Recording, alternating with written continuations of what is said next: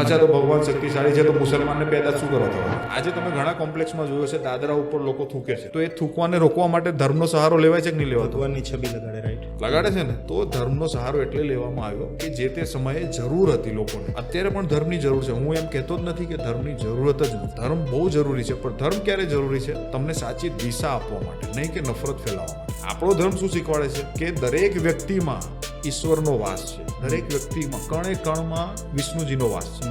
સામે બેઠેલો મુસલમાન, આપણી સામે બેઠેલો શીખ, આપણી સામે બેઠેલો ઈસાઈ, શું એમાં ઈશ્વરનો વાસ નથી? બધામાં જ છે. તો આપણે એ નથી સ્વીકારવું. ત્યારે આપણો ઈશ્વર અલગ થઈ જાય છે. તો ધર્મના જે મૂળ સિદ્ધાંત છે એને આપણે રોજ બ્રેક કરીએ છીએ અને આપણે વાતો કરીએ છીએ ધર્મની. આપણો ધર્મ તો એમ જ કહે છે કે દરેક વ્યક્તિમાં વિષ્ણુજીનો વાસ છે. અચ્છા, ઘણી વખત મને એવા મિત્રો મળે કે ભગવાન બહુ શક્તિશાળી, અલ્લાહ બહુ શક્તિશાળી. અચ્છા, તો ભગવાન શક્તિશાળી છે તો મુસલમાનને પેદા શું કરવા થવા? તો અલ્લાહ બહુ શક્તિશાળી છે તો હિન્દુને શું કરવા પેદા થવા?